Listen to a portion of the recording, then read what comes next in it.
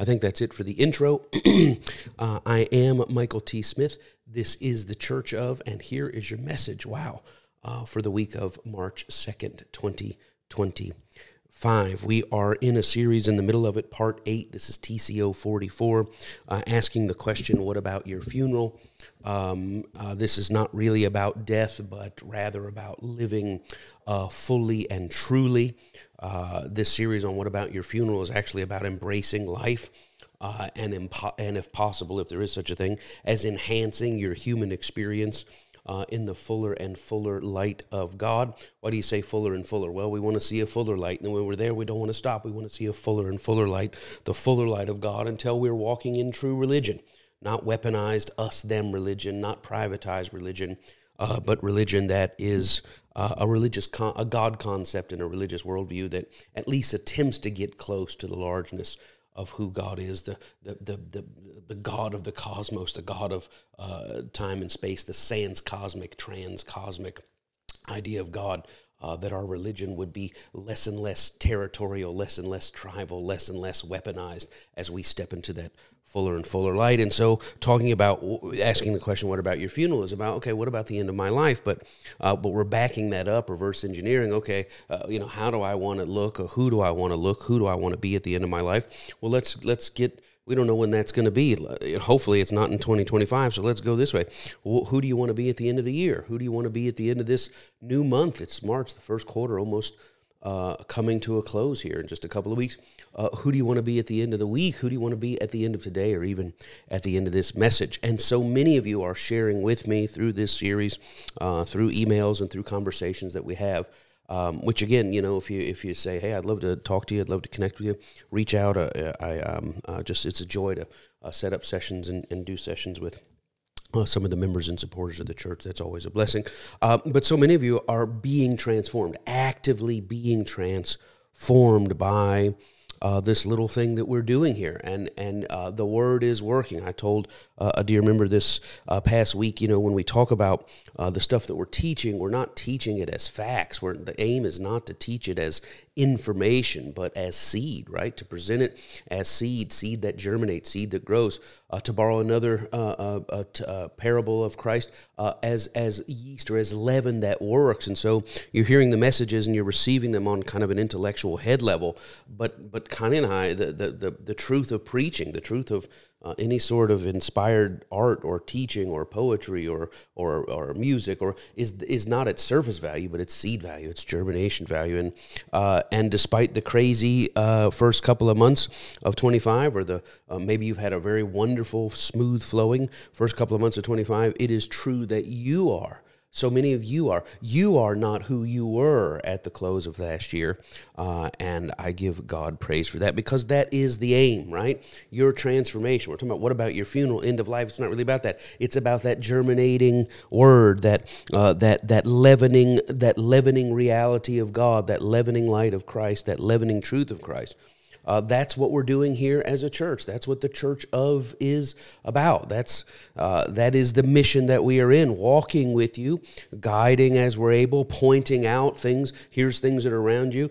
Maybe pay attention to those, pointing out things ahead. Here's things to look forward to and to expect, at once hoping to tether you, right, fully and more securely in your earthly life, to make sure you're actually living, not so caught up in religion, as they say in the old church, not so heavenly minded that you're no earthly good. So the purpose of the church is to make sure here that you're present in your life, tethering you to the earth, but also anchoring you. We're kind of tethering you to this terrestrial, earthly, human experience, but anchoring you, right, in more completely in spiritual reality. And that's what I can see happening. I see so many of you saying, okay, you're teaching on what about your funeral? You're teaching about your season, your soul, your sin, your striving, your success, and I'm feeling more human. I'm feeling more connected to the world, but I'm also feeling more anchored in spiritual things, and that is the labor of love that we are involved in. So the primary question, like we said, what about your funeral? Underneath that, we've asked, what about your soul? What about your sin? We've dealt with all of those things. What about your striving and success? And we just finished several weeks, beautiful weeks, on what about your season. And now I'd like to go to number 4 on these questions in this new part today.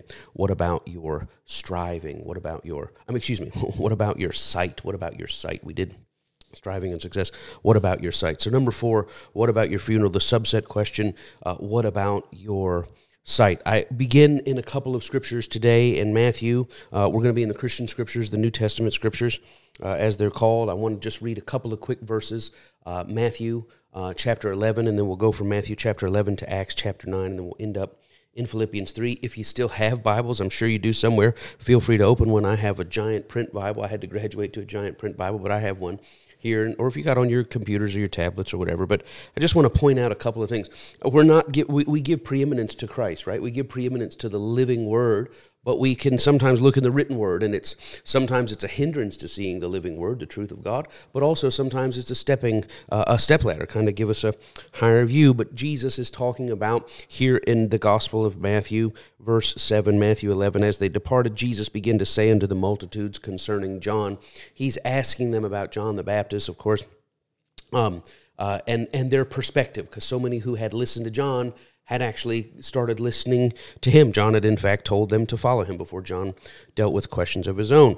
And Jesus asked in verse 7 here, or at least it's attributed to Jesus in the red letters, when you went out to hear John preach, when you went out to the woods, because he wasn't a church man, he wasn't a city man, you had to go out in the woods to hear him. When you went out into the desert, when you went out into the wilderness to see him, what were you going out to see? And he asked these things. Were you going out to see a reed shaken in the wind, right? Is that what you were going out, just to see something, some everyday thing, just going out? Well, it's just another thing. Is that what you were doing out there? The next question, he says, were you going out to see a man in soft raiment? Is that what you were trying to see? Some luxury guy or whatever? Is that what you were going out to look for? Were you going out, verse 9, to see a prophet? Did you want to go see, a rabble rouser, as it were, a troublemaker, and John Lewis, some good trouble, right? And he says, I tell you what, you were out there looking at more than a prophet. And then he begins to extol who John actually was, and was explaining, John, it was much bigger than you thought. It wasn't just an alternative. It wasn't just a common thing. It wasn't just, the next voice coming along. There was something powerful taking place there, and Jesus is saying, I want to make sure you saw it properly, and we'll build on that theme as we go. So over here now to the book of Acts chapter 9, the book of Acts chapter 9. And we look here at a story of, a man named Saul of Tarsus. Many of you know the story of Saul of Tarsus. He was a radical Pharisee, a zealot. It was the kind of the sect that he was in. Those who believed they were so greatly deceived by false religion, by the merger of false religion and politics together, deeply deceived people, that they believed that it was necessary to undertake violence in order to preserve the state of the nation and its religious substructure, or maybe it was not a substructure. They were using the state to preserve a religion, and so the story. He's trying to. His leader Gamaliel said, "Look, let's not persecute these Jesus followers. They're Jewish people. They're like us. They're off in their doctrine, but we'll just leave them alone, and it'll go away on its own." And Gamaliel was wrong. It did not go away on its own. It got bigger and bigger. And so Saul was part of this zealot group, and he got a fatwa, as it were. He got some priests, some radical priests that were supposed to come get people released. Instead, they signed a fatwa and said, Saul, you can murder in the name of God to keep the nation and the religion pure. And so he goes out to carry out these orders, or these permission from the priest. He had to get it signed off on by the spiritual leaders, as they do, to sign off on the murders. And so he has this face-to-face encounter. He's transformed. His entire life changes. And we pick up the story here in verse 20 of Acts chapter 9. And again, we're going into this next section on what about your sight. And so these thoughts may not appear immediately significant, but they will be over time. And straightway, he has this encounter in verse 20, and straightway he preached Jesus Christ in the synagogues there in Damascus, that he is the Son of God. So he has this encounter on a Thursday, he gets through the Sabbath, and on a Friday and Saturday, and on Sunday he is out preaching, right? And he's telling everybody about it. And, he's everybody who will listen, Jesus Christ is the Son of God. They're like, wait, I thought you killed anybody that said that. He said, yeah, I was wrong. Here's the correct information. But all that heard him were amazed. And they said, wait a minute, verse 21, is not he this destroyed them which called on this name in Jerusalem? And he actually is here in Damascus for that same purpose, to destroy those that call on the name of Jesus, so that he might arrest them and bring them back to the priest. I mean, this guy's now preaching that thing. But Saul wasn't moved. He's like, I know you don't believe me. I've been transformed. So he increased the more in strength, and he confounded the Jews which dwelt at Damascus, and started arguing by the written scriptures that this is the very Christ. Of course, they were arguing by the written scriptures it could not be Christ, and there's certainly an Old Testament argument that Jesus is not at all the Messiah, and then there's an Old Testament argument, a different argument, that they certainly is. But after many days were fulfilled, they listened to him, and then, they started out, well, we'll listen to him, he's pretty harmless, but then they took out a page out of his book. You're not harmless, you need to be destroyed, because, we've got to protect the nation and the religion. So the Jewish leaders, right? Saul was a Jew himself. The Jewish leaders took counsel to kill him. So, verse 24, but their laying in wait was known of Saul. And Saul knew, because he had friends, like, they're going to get you. And they watched the gates day and night. They were trying to get him coming in and out of the city so that they might kill him. But his disciples, not Saul's disciples, but the disciples of Jesus who were there, they let him down over a wall in a basket by night. And so now Saul comes to Jerusalem. Jerusalem where? Last time he was there, he was overseeing the murder of Stephen. And so he comes back to the Christians who are there in verse 26. And he tried to join the church. He tried to join wasn't the church at the time, the disciples of who were following Jesus, the Jewish people. But they were all afraid of him. And they believed not that he was discipled. They said, this is some sort of sleeper cell. You're going to get plugged in here with us. You're infiltrating us. We're the proud Christians or whatever. You're infiltrating us, and you're going to turn on us, right? It's Jewish Klansmen going on here, right? So they believed not that he was disciples. But there was one guy who could see. This is the point. There was one guy who could see, and his name was Barnabas. And Barnabas took him and brought him to the apostles. And Barnabas spoke for him, right? I say, you're a friend of mine or a friend of ours? He said, I am speaking. He's a friend of mine. This is Paulie Brosco. And he declared how he had seen the Lord in the way, and that God had spoken to him, and how he had preached boldly at Damascus in the name of Jesus. And he was with them coming in and going out of Jerusalem. So in Damascus, he preached, and the Jesus followers were like kind of supporting him. But Paul was telling everybody that was his former self, you need to listen to me. I was wrong about this Jesus of Nazareth. And they listened to him, and then the leaders there said, I can't believe he's gotten infected. We got to kill him now, right? We got to, it's the zombie apocalypse or whatever. We got to kill him. So he goes to the church, and he's like, hey, guys, I'm one of you now. And the church says, we don't believe you're one of us. We don't trust you at all. But Barnabas could see something different. Barnabas had an ear and an eye to see something had changed inside this person. And when Paul said, here's what happened. I was on the road to Damascus, and I seen it, and Jesus spoke this to me, and he told me this. Barnabas believed it, and he went to the leaders of the church and said, don't throw him out. Don't throw him out. This is a real change. Not everybody could see it, but Barnabas couldn't. So this lasted for a while, and in verse 29, Paul spake boldly in the name of the Lord Jesus and disputed against the Greek Jews and the Grecians and the Jews, right? The Greek Jews, Hellenist Jews, and the Jewish Jews, the Hebrew Jews, but they went about to kill him. More violence, right? Which when the brethren, the Jesus followers knew this, they brought him to Caesarea, and finally they sent him home. Saul of Tarsus, they sent him back to Tarsus, back to hometown. You're not safe here, you're not safe there. Go out among the Gentiles where you came from, back to Tarsus, as Yoda says, into exile I must go, right? So now we go to Philippians chapter 3, and we'll start this thing off. I hope you're following along with me. I know that was a little bit more of an introduction than we usually do, but now I've laid a foundation, and we'll get to Philippians 3 in a minute. So what about your sight, right? We're talking about the end of your life, but the end of your life is going to be tied directly not only to your soul and to your sin and to your success and to your striving and to your season.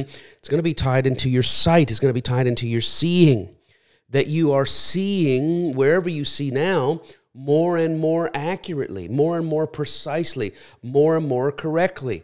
That sometimes we can be looking at something but not know what it is we are looking at, not know what it is that we are actually seeing. And so we interact with it in one way and go away, but because we didn't perceive it properly, we failed to mine the transformative good, the revelationary good. We fail to mine that out. And first, I want to talk to you about the church, the church of, and ask you, what do you, like Jesus would say, what do you think you're seeing here? What do you think is happening here?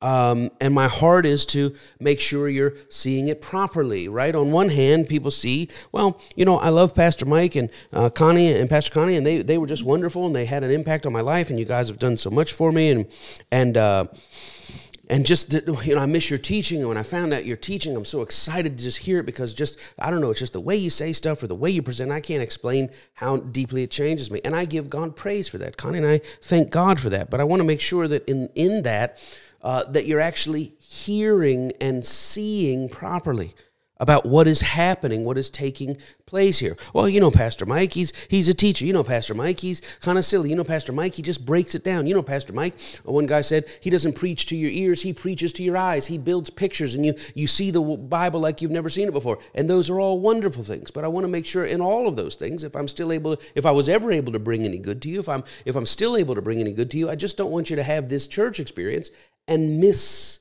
what it is that's actually happening. When I first started this series, it was at the end of the year, and I started preparing, and I thought, I'm going to teach this the last Sunday of the year. And at that time, it was Christmas time, and I was thinking about it in this context, and I thought about the two Santa Clauses that exist. I was listening to Christmas music as I was preparing the What About Your Funeral thing, and I thought about the two Santa Clauses, and those two Santa Clauses, in song, are they very much direct the spirit of our Christmases, right? This is there's two Santa Clauses that we have. Santa Claus, he sees you when you're sleeping. He knows when you're awake. He knows if you've been bad or good. So be good for goodness sake, right? There's the I'm going to get you Santa Claus, which is, kind of the one that people were afraid of. I had one of my spiritual father talked about, his being told that you better go to sleep on Christmas and not try to stay awake, or the monkey's going to tear your eyes out, or whatever it is. And I was like, my God, that's, so that's scary, Santa Claus. Santa Claus employing the monkey people from Wizard of Oz, right? The flying monkeys to come do the dirty work. So that's one Santa Claus. And then you got the other Santa Claus from the other song, which is Santa knows we're all God's children, and that makes everything right. Hang your stockings and say your prayers, because Santa Claus comes tonight. It's this Santa of love who's not measuring whether you're good or bad, so you better be good. It's just this Santa that knows who you are and knows that your humanity and knows that no matter what you look like or what your faith is, he's coming and he's going to be good. So say your prayers and hang your stockings, because he's coming to bring you good. And those two Santa Clauses, as I was thinking about this, are really the two different Jesuses that we have. Really, if you think about the two different Santa Clauses, it reveals two different types of parents. If you think about it, I don't want to get into a parenting series. I just think of, how many parents say, you better be good or you're not getting Christmas presents. You can't ever say that to your children. That's so silly. That's so dumb. And my God, if you ever did that to your children, just text them today. Say, I was an idiot. I didn't know anything about it.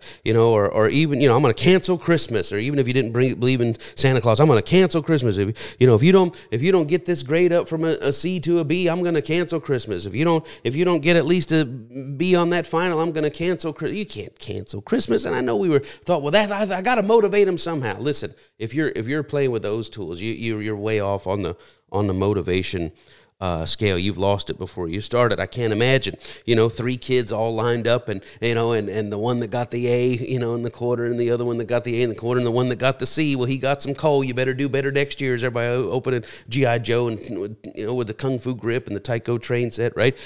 Well, sorry about that, Jimmy. Just next time, learn those spelling words, It's a ridiculous idea. But that type of parenting is very much rooted in our idea of God. A false idea of who God is as a parent leads to a false idea of what it means to be a parent. Very much rooted and revealed, as many people have multiple types of Christmases throughout the year. The differences between the two Jesuses, right, are so stark that they're shocking. It's prompted many to ask, are there actually two different gods? Is there like Old Testament God and New Testament God? Which it turns out for all of us who know Christ to be a complete misreading of the situation. We were not supposed to know Christ and say, wow, Christ is so full of love, so full of patience, so full of grace, so full of miraculous compassion. You're totally different than the God in the Bible. In fact, we're actually supposed to say, wow, we've met Christ who is so radically compassionate that it makes us rethink our understanding of God from the Bible. It actually makes us look in the Bible, hear this, and go, and that can't be true. If Jesus is who Jesus is, and if there's any truth of the God who's transforming, if there's any truth of the Spirit of love who has had a radical impact on my life, a lot of this stuff, I don't know if people were high or whatever when they wrote this. Well, is it inspired? Well, I believe they were trying to sort out God in the human experience, but there's just no way Jesus could be seeing him and seeing the Father, and the Father still be like as presented. And so these two different Jesuses, they're like the two different Santas. They very much affect the spirit of our Christianity and how we see the world and how we interact with the world. The spirit of what it means to be a Christian, how I see myself, how I see others. If I see it as the one Santa Claus, be good for goodness sake, better not, he keeps a list, he double checks it. If that's my Santa and that's my Jesus and that's my God and that's my Christianity, that sets me with eyes to see the world one way. Or if I have the Jesus as revealed by actions in the Gospels, then that becomes my parenting, that becomes my God, that becomes my Santa Claus, that becomes my worldview, and that becomes the sight through which I see the world. I hope you're understanding what I'm bringing to you today.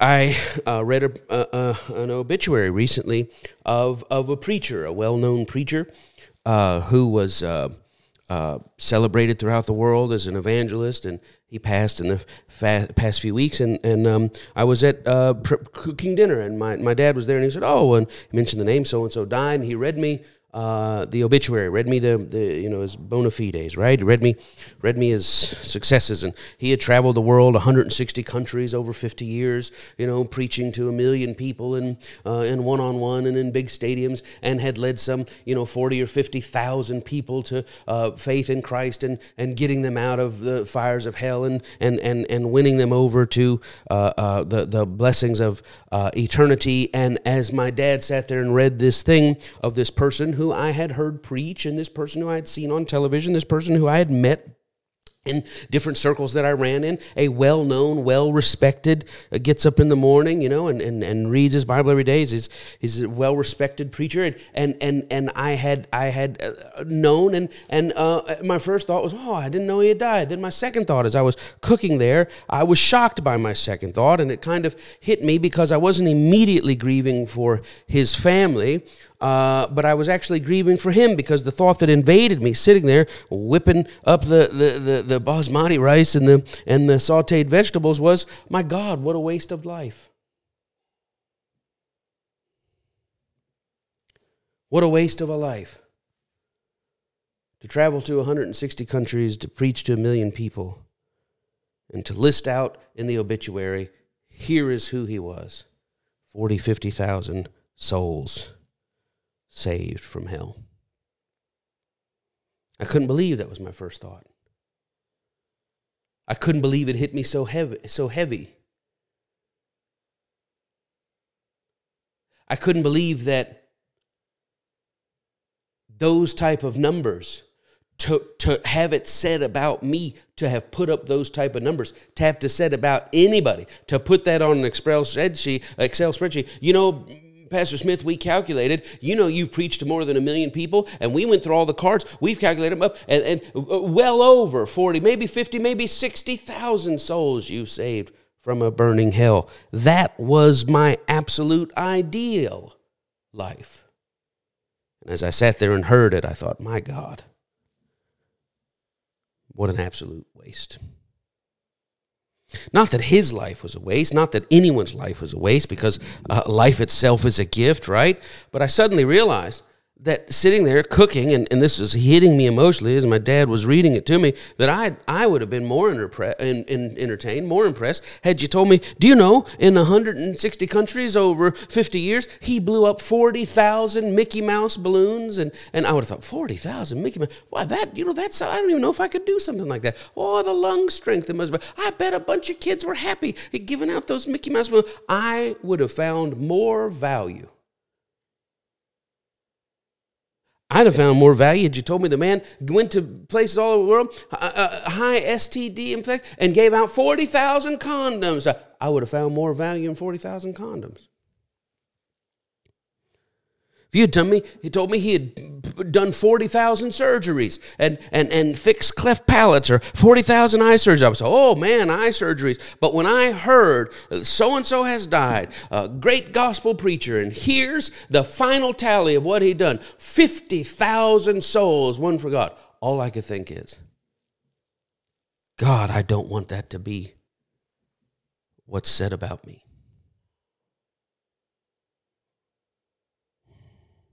I'm shocked at first at the horror of my coldness, but then at the realization that I really wasn't weighing his life at all. I was weighing mine. I was looking at the 30-some years that I spent making that my entire mission.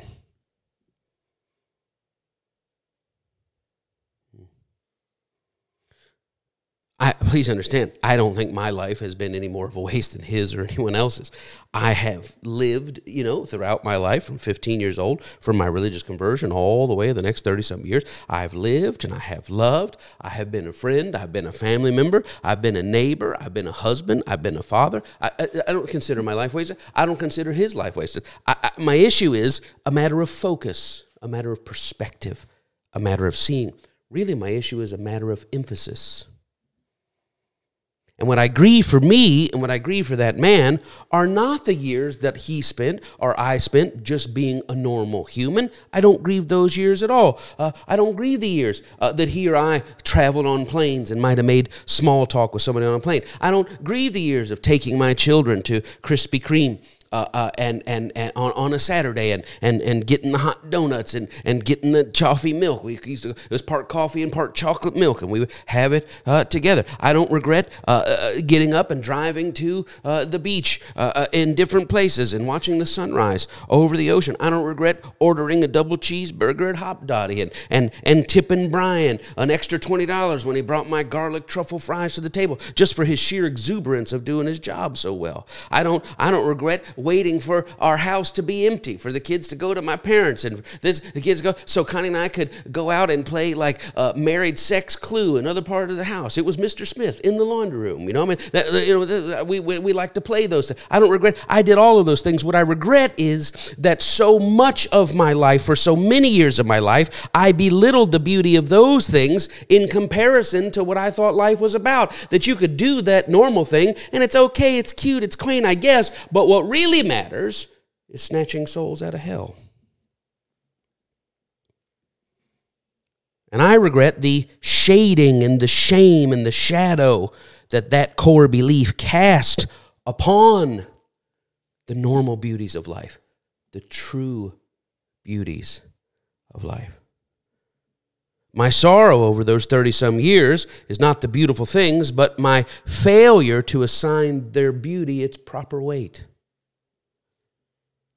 Because in my former religion, right, in my former way of seeing things, nothing, and I mean nothing was as important as the winning of souls. And a life dedicated to that is more valuable than any form of life. In fact, not only is it more valuable to any form of life, it's more valuable than any other moments of life. That all other moments of life, anything you could do in a 24-hour day was just kind of honest dribble and trivial and vain and pointless. As a matter of fact, if you ended your day and you had not done anything to somehow get a soul out of hell and into heaven, what did you really do with that day? That was my driving compulsion of life. That was the driving compulsion of the man whose obituary I was hearing. That's where my grief was. I was conditioned to view normal, everyday, earthly things as carnal. I was conditioned to view them as less than, as worldly, as distractions from the only true, virtuous use of one's life. That I was trained, where are you going to go when you die? Settle that by getting your sins. God's going to get everybody. Come on out of that corner, you can't hide. God got his eyes on you, sees everything you do. I had the wrong God, the wrong Jesus, the wrong Santa, the wrong Christianity, the wrong parenting, the wrong... I mean, it was wrong in every way that it could possibly be wrong.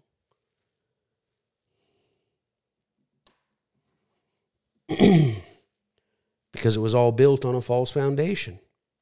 I think of this. You know, if you tell me that 5, that's going to be too much. We'll come down here. If you tell me that 5 times 5 is 30, and you tell me that 30 times 10 is 300, and you tell me that 300 divided by 2 is 150, and you tell me that 150 plus 1,500 is 1650. You can tell me that, and then if I turn my paper in and I say, I figured out the problems, I know what the problems are, and you say to me, Mike, what's your answer? And I say, it's 1650, and you say, no. And I say, wait a minute, 16, are you trying to tell me that 1,500 plus is not? No, that's not what I'm trying to tell you. Well, I hope you're not telling me that 300 divided by 2 isn't 150. That's not what I'm telling you. Oh, well, I hope you're not trying to tell me that 30 times 10 is not. That's not what I'm telling you. Well, please tell me you're not telling me that 55 times 5 isn't 30. That's what I'm telling you. And that I wasn't wrong down here at the Krispy Kreme. I wasn't wrong down here at the Hop Dotty. I wasn't wrong down here in the laundry with Mrs. Smith with the dustpan. I don't know what was going. That's not where I was wrong. Where I was wrong was back here.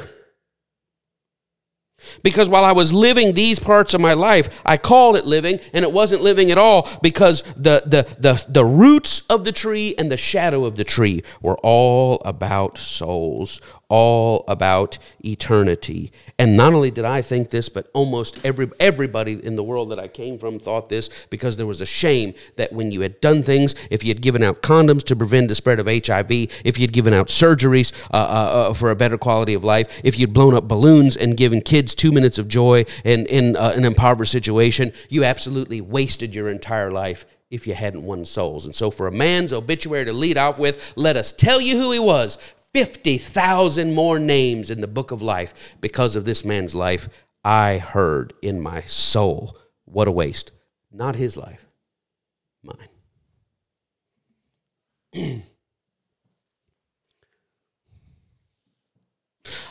I used to judge my own life as less than when I was doing anything other than winning souls.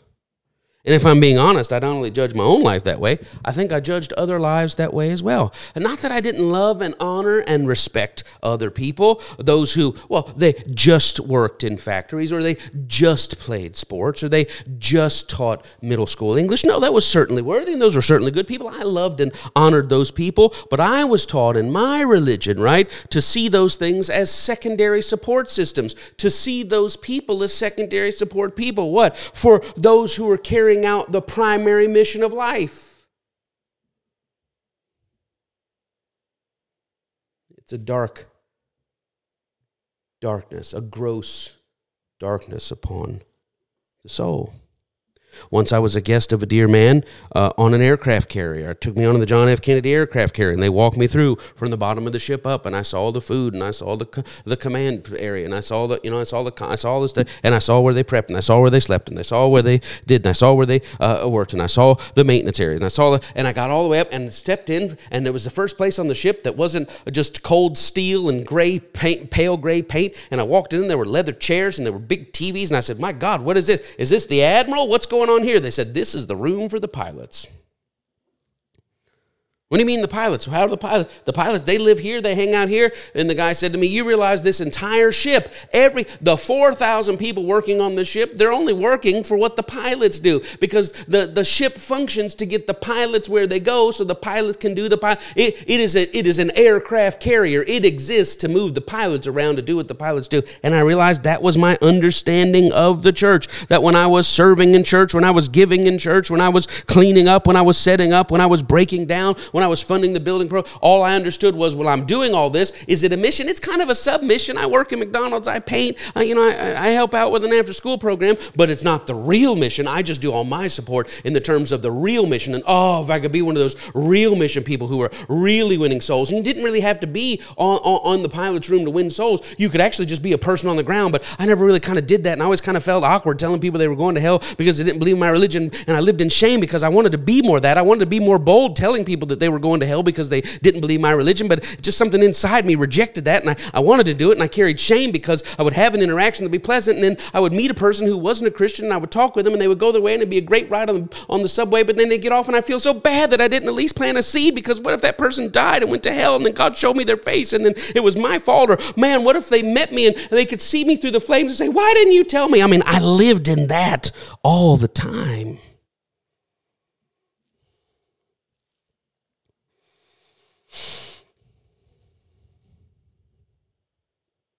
So when the thoughts of the Omega view, the thoughts of true religion, the thoughts of non-weaponized religion begin to bubble up in my spirit and come into my head, to admit them to myself was very difficult. And Connie would wake up in the middle of the night. She would see me laying there. She was wide awake. She said, "We're okay?" I said, "Yeah." She said, "What's going on?" I said, "Well, it's this new thing I'm thinking about teaching." She said, "Oh, I can't wait to hear it." I said, "Well, it changes everything." She said, "Well, I remember what it was like when you taught on the blessing. I know it was a big thing when you taught on character. I remember it was a big thing when you taught." I said, "Baby, I'm not teaching a big thing. That's what I'm saying to you today at TCO. I don't want you to hear what I'm saying is stacking on an extra stack of Legos on the old thing." I said, "Connie, what I'm thinking about changes everything." The great scholar and author and articulator, just a great mind, N.T. Wright in Oxford. There he talks about faith. And when I told Connie it changes everything, I don't mean it's going to give you a whole new way to see the Bible. I mean it's going to change every part of who we are. It's going to change our sight. We're going to get a different God, a different Jesus, a different Santa. We're going to be different people when we finally have the guts to admit what we've always known, but no one has ever told us.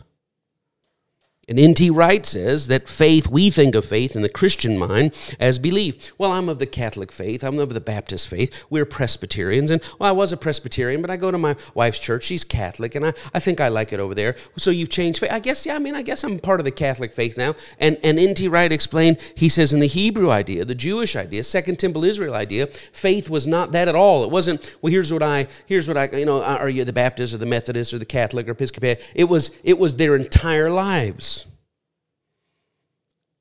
And this point has been driven home. I live in a religiously diverse area, and I have several neighbors who are of different faiths, depending on where. And I have very close neighbors who are Orthodox Jews. And I realize about them, they're Orthodox Jews, that their religion is everything about their life. And to tinker with that, to give them new sight, is not to change a little bit of the doctrine. It's to upend all that they know. Their calendar is entirely determined. They can tell you right now, where will you be on October 7th? Where will you be on October 9th? Where will you be on October 2nd? Where will you be December? Where will you be? They know. What will you be eating at this time? They know who will be coming into town, who will be going out of town, what will we be wearing, what will we be reading. They know their calendar, their diet, their community, their dress, all of it, their social, everything is entirely informed by their faith.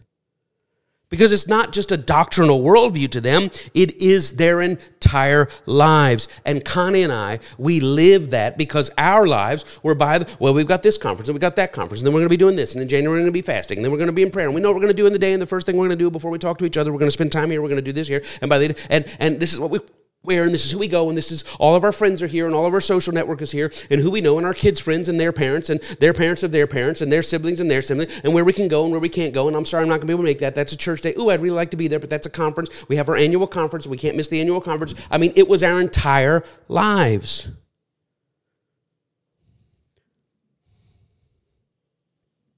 And if my neighbors were to all of a sudden have a Saul of Tarsus experience and see things differently, it wouldn't just be, well, life will continue. I just think about it differently. Their lives would change. Maybe not immediately. Maybe their community would be curious. And, well, I just kind of wondered. And I hear you're thinking, well, tell me what you think. Maybe spiritual friends would be like, well, let's sit down and let's talk about it. And I hear, I've had those thoughts myself. But remember, the Torah says, or, the Bible says, or, Jesus said, and, as they tell people, and I hear you, and what if my neighbor said, I hear you, but I see it different. I used to not think that way, but I had an experience. Well, okay, let's talk about that. We've all had experiences, but we shouldn't trust our experience more than we trust God's word. All the things they said to Saul. And then over time, my neighbors, maybe they're not asked to host the fellowship after shul. Maybe they're the key house and everybody comes in the neighborhood, but maybe after they have this experience, it doesn't just change the way they see, but that new sight changes their life. And maybe we just go to Brother So-and-so's house. And we don't want to be offended, but Rabbi's going to this, and we love you. No, it's okay. It's okay. If we come, yeah, it's okay. But, and the other kids are going, but Mommy and Daddy, we host every year. I know, honey, I know. But some of the things that we've been seeing. Maybe over time they lose position inside the synagogue. Maybe over time they're not asked to blow the shofar over the Torah. Maybe. But you've done it every year for 8 years. I know, but brother, just maybe this year. It's not personal. Just kind of we're seeing. But trust me, over time,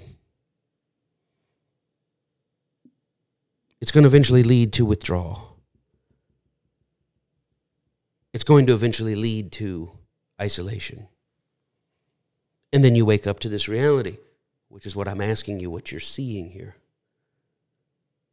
Oh my God.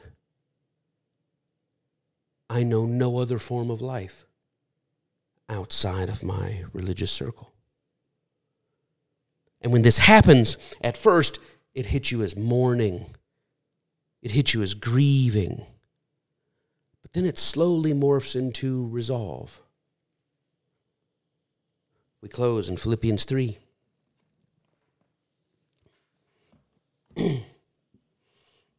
Finally, my brethren, Paul is writing, verse 1, rejoice in the Lord. To write the same thing over and over to you, to keep saying the same stuff, it doesn't bother me, Paul says. It doesn't grieve me. He says it's actually safe for you. And I'm telling you, beware of dogs, beware of evil workers, beware of the concision. These are not the words that I would use. Paul says, for we are the circumcision, we are the true chosen people of God, which worship God in the Spirit and rejoice in Christ Jesus. We don't have confidence in our bloodline or in any of the things that we do to justify our belonging. Though, Paul says, if you want to talk about somebody, verse 4, who could have confidence in their bloodline, confidence in their religious bona fides, right? If you want to have, if anybody else thinks that he is a reason that he might trust in who he is as a born heir of the covenant promises, he said, I got way more reason to brag. Verse 4, he starts listing off, I was circumcised the 8th day. I'm of the stock of Israel. I'm of the tribe of Benjamin. I'm a Hebrew of the Hebrews. And when it comes to touching the law, let me tell you how serious I was. I was a Pharisee. When it comes to concerning zeal, how radical was I for my nation and my religion? I persecuted the church. When it came to the righteousness by the law, where we were supposed to be, what we were supposed to eat, who we were supposed to do it with, what we were supposed to wear by doing it, what was clean, what was unclean, he said, I was absolutely blameless. But, verse 7, those things that were gained to me, I counted them as loss so that I may step into the relationship with the one that I encountered on that Damascus road. Yea, doubtless, as I think about how this has changed my life, remember, he was celebrated in a community, and then when he started talking about Christ, he wasn't celebrated in that community, and it was fine for a while because they heard him out, and then it turned on him in that community, and then he had to go, but he said, no problem, I'll go to the other community, and that community will accept me, and that community accepted him kind of, but they weren't really sure, but one person had the sight to see that it was good, but then that community turned on him, and it wasn't for the Apostle Paul, it wasn't a matter of him being part of one community, attacking another community, then trying to join that community. community, but they didn't want him to go to that community, but he didn't have that community, so he has to go back home, and he has to sit with his father, and he has to sit with his hometown, and he has to sit miles, literally miles and figuratively miles away from everything he's ever known, and he's just got to sit with everything that his life was about and everything that he is now seeing, and what he thought was of utmost importance and what he esteemed, he now says, what? I count it loss. For the surpassing excellency of getting to know God, the living God, I count it loss. He says, and for this knowing of God, for this seeing God, what was Paul's crime? He said, all I did was see God in a bigger way than I ever thought. And he said, because of that, verse 8, I have suffered the loss of all things. What do you feel? I count them but dung. Wait a minute. Your whole life, for decades, was about this version of religion. Okay, so you learned a little more. You're getting rid of the version of religion? Yeah. Where am I doing? I'm working my way backwards. Working my way backwards to what? I no longer believe. I now realize that I was wrong at the 1650. I now realize I was wrong at the 150. I now realize I was wrong at the 300. Because I now realize I was wrong at the 5 times 5. Yeah, but your community, your calendar, your dress, the only world you've ever known. Doesn't that make you sad? And I think Saul shocked himself. It did for a while. But now I consider all that other stuff that I esteemed. It's harsh, but it's dung.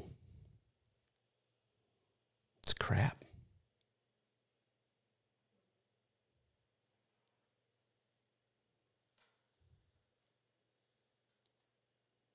The good news is I can look back over my 35 years and see the Krispy Kreme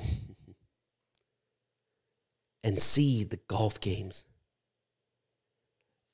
and see the conversation with the homeless person on the street and see crying with grieving mothers of slain children.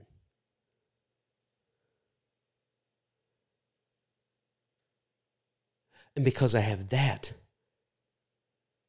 because I have Clue,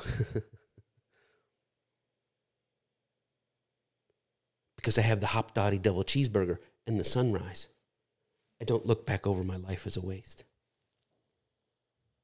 I got friendships. I got family. I got relationships from inside that world that I count as the greatest treasures of my life.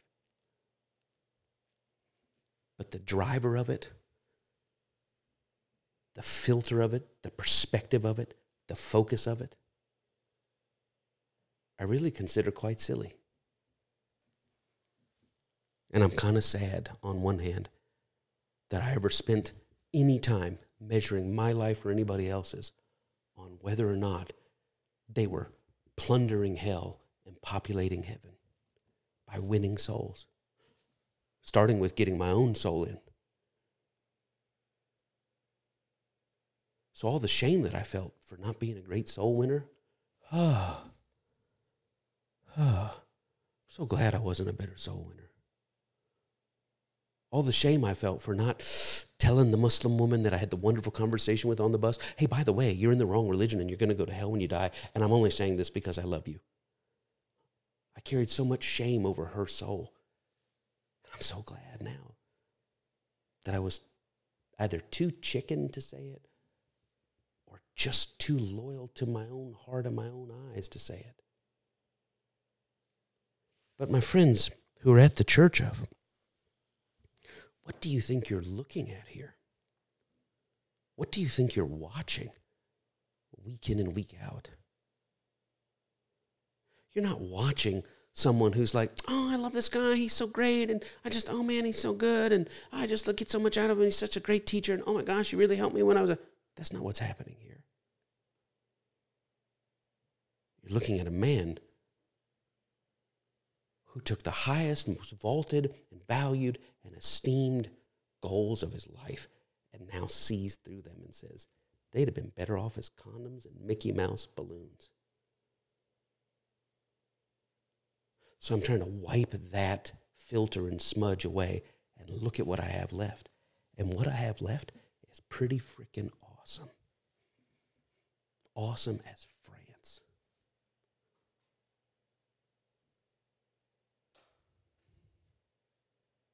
And it has nothing to do with me getting other people to my religion, other people to get out of hell, rescuing them from a God that's going to get them in ways that you don't even want to think about. You thought Auschwitz was bad. Whoa, going from the flames to the flames, brother. That's what I'm talking about. And I'm so glad I have enough time. What about my funeral? Please, for the love of God, don't anybody bring up when I'm gone 70 years from now and I finally take my last breath at my last game of Clue. It was in the workshop.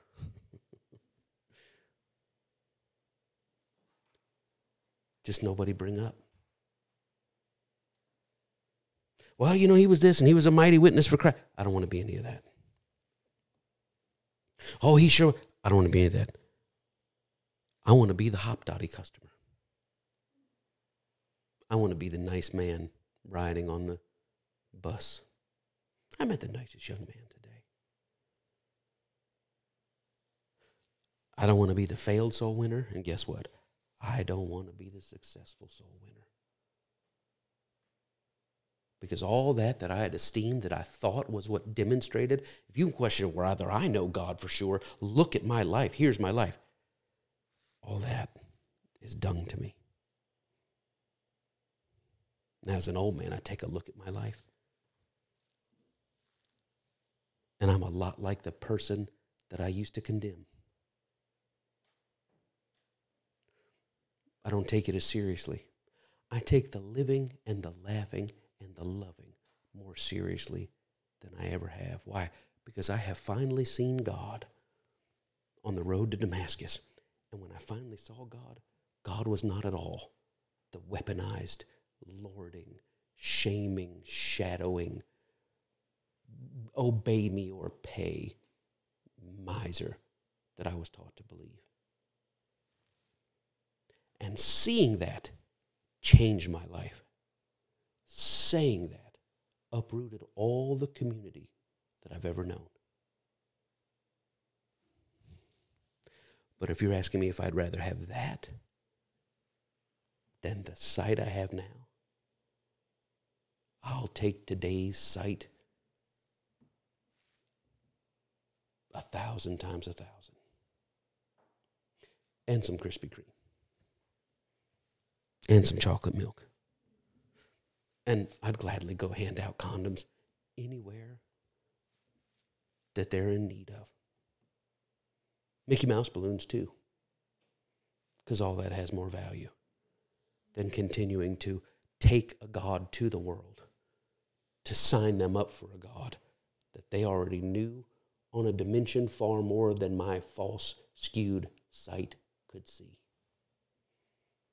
But oh, like Saul, when the scales were removed from my eyes and I saw what I esteemed that defined me as, that's kind of silly, and now I get to be on the ground, bare feet on the grass, and feel what it is, that incarnational religion, that God becoming human, love taking on human form and being so radical in love, it took on a miraculous dimension until the powers of religion and politics came together in some perverse orgy to stomp out the truth of who God is. Oh man, I'm in that group now. And that group is not trying to win anybody over to anything.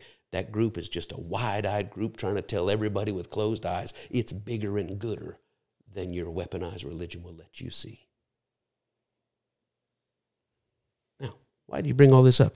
Because at some point you're going to have to say the quiet part out loud to your own mind and say, I no longer believe that. Then you're going to have to start telling, I no longer believe that.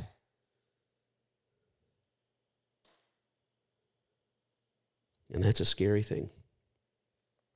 Because if you're like me, that's not just changing your thoughts.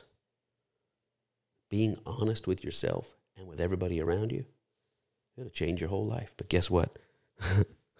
There's a whole world out there. You don't have to go find, you know them because you used to go down there and hand tickets out for God. But the boulevard ain't that bad.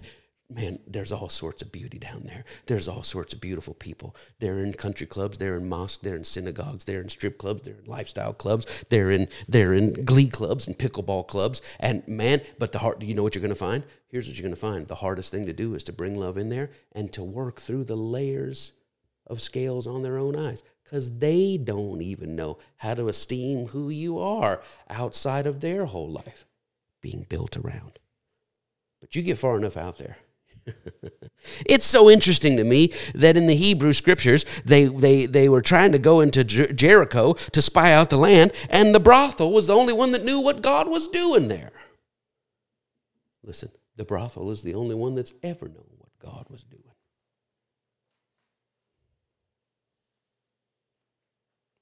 So tune in again. Just make sure you know what you're coming here to see.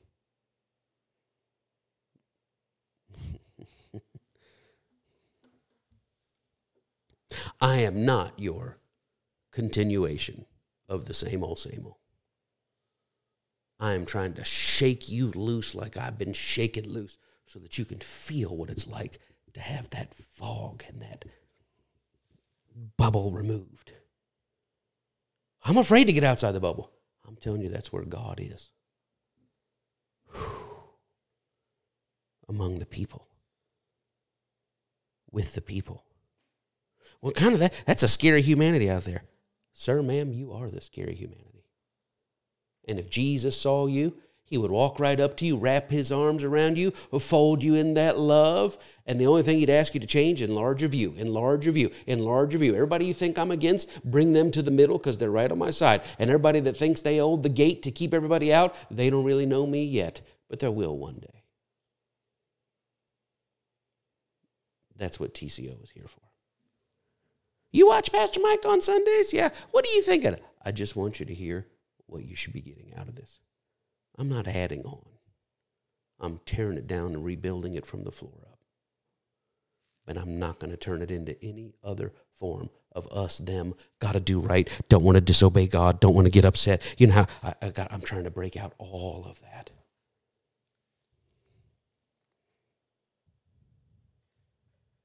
And there's a price, but it doesn't matter because the reward is even greater. Because I don't want to go back. I don't want to go back. And it might be scared to let it go. And if you can't let it go, you say, I just can't do it. I can't let it go. I can't let it go. How many times do we see in the gospel people that believe, but they wouldn't say anything because they knew they would be put out of the church. They believed they couldn't say anything because they knew their family would. And I understand you believe, but you can't say anything. But my God, at some point you have to get to the place where you can be true to yourself in the world. Last week in the season series, we said, look at yourself in the mirror. Look at yourself in the mirror and be true to yourself in the world. Well, I don't have to say anything. I don't have to do anything. But I'm saying, but if you're still tethered to something that at its foundation you find grievous and contrary to the heart of God, at which point we say, I can't do this anymore. That's why I'm here every week. So we can lean on each other. And what? Not to form a new weaponized community against the old weaponized community so that we cannot be seduced by weaponized community anymore. We can put our arms around them. We can put our arms around this one over here. We can put our arms around... That's the thing. Saul had the ability to put his arms around the new people, the old people, the other people. They couldn't contain him in their worldview, but he could contain them in his. And that's what I'm after. Well, you know the Bible... No. We're not going to let the written scriptures take away what we know to be true in our deepest selves. Why? How do we know? Because we haven't heard it. Because once our eyes have seen, we can never... what did Paul say? How can we but speak the things that we have seen and heard? How do you expect me to say anything else other than what I've seen and heard?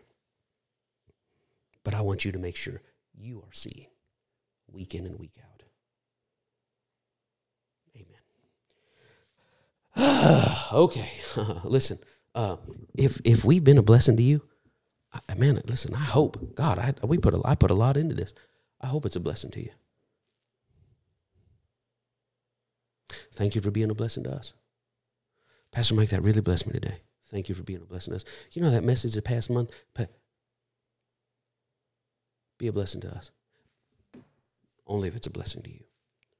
And beyond that, go out into the world. Whoo! Start focusing on Hop Dotty burgers. I keep talking them up. I'm going to end up there. Hop Dotty burgers and Parmesan fries. And it might be today. The Lord might be speaking. I don't know what's happening. Rides on the subway. Mickey Mouse balloons.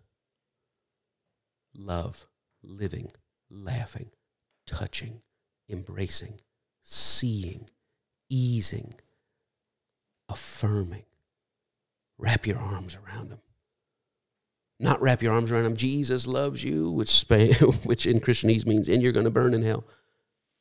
Just wrap your arms around them and say, I love you. God is love. You don't need to sign up. You don't need to show up. You just need to wake up. God is right here with you. God's right here with everybody. Be love in the world. Be what it says. Jesus of Nazareth had the Spirit of God on him and went around everywhere doing good and healing all who were harassed by the powers of darkness. Let's be the embodiment of that. In the boardroom and on the boulevard. On the bus and out in the line at the buffet. Let's just be that. And maybe that's the only thing on your obituary. Well, the nicest person I ever met, always talked to me, always helped me, saw me here, encouraged me this, cried with me when my dog died, rejoiced with me when my grandbaby graduated, threw a couple of bucks in the pot when our so-and-so needed surgery. Yeah, I'd say they're pretty good. I'd rather you have that on your resume than anything else. Amen. I speak peace, health, protection, preservation, soundness, abundance, aboveness, prosperity, favor, and joy on each one. God, give us eyes to see. We can see us different. We can see Jesus different. We can see you different. It all changes by our seeing and our perception and our sight.